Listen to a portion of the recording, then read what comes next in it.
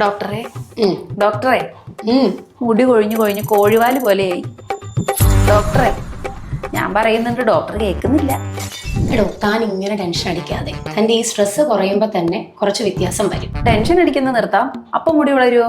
എടോ, സ്ട്രെസ് എന്ന് പറയുന്നത് ഫിസിക്കൽ സ്ട്രെസ്സും ഉണ്ട്, മെന്റൽ സ്ട്രെസ്സും ഉണ്ട്. താൻ കേട്ടിട്ടില്ലേ, ഡെലിവറി ഒക്കെ കഴിഞ്ഞ് ഒരു 3-ാം മാസത്തിന് ശേഷം ഹെയർ ഫോൾ തുടങ്ങുന്നത്? അതുപോലെ തന്നെയാണ് നല്ലൊരു സിവിയർ ഇൻഫെക്ഷൻ കഴിഞ്ഞിട്ടോ അല്ലെങ്കിൽ സർജറി കഴിഞ്ഞിട്ടോ ഒരു 2-3 മാസങ്ങൾക്ക് ശേഷം ഹെയർ ഫോൾ വരുന്നത്. ഇത് മാത്രമല്ല, നമ്മൾ ബ്ലഡിൽ thyroid deficiency, vitamin D deficiency ഇങ്ങനെയുള്ളവർക്കും ഹെയർ ഫോൾ വരാം. ഇടയ്ക്കിടയ്ക്ക് മുടിയിൽ ട്രീറ്റ്മെന്റ്സ് ചെയ്യുന്നവർക്കും വരാം. ഇതൊന്നും ഇല്ലെങ്കിൽ സ്കാൽപ്പിൽ ഡാൻഡ്രഫ് ഉള്ളവർക്ക് വരെ ഇങ്ങനത്തെ ഹെയർ ഫോൾ വരാം. അതൊക്കെ വിട്, എന്തായാലും മുടി കൊഴിച്ചിലുണ്ടല്ലോ, ഡോക്ടർ മരുന്ന് എഴുതാം. എടോ, അങ്ങനെ കണ്ണു അടച്ച് നമുക്ക് ട്രീറ്റ്മെന്റ് കൊടുക്കാൻ പറ്റത്തില്ല. ഞാൻ നേരത്തെ പറഞ്ഞ കാര്യങ്ങളുണ്ടല്ലോ, അതെല്ലാം അസസ് ചെയ്ത് അതിന്റെ ട്രീറ്റ്മെന്റ് നമ്മൾ സാധാരണ പേഷ്യന്റിന് കൊടുക്കും. ഇതൊന്നും ഇല്ലാതെ തന്നെ ഹെയർ ഫോൾ വരുന്നവർക്ക് നമുക്ക് ഹെയർ സ്ട്രെങ്തനിങ് ആയിട്ടുള്ള മൾട്ടിവൈറ്റമിൻ കൊടുക്കാം. ഹെയർ സെറംസ് പോലത്തെ കാര്യങ്ങളും അവൈലബിൾ ആണ്. ഇനി തന്റെ കാര്യം ഞാനൊന്ന് അസസ് ചെയ്തിട്ട് അതിന്റെ റെമഡി തരാം. ഓക്കെ ആണോ? Okay doctor.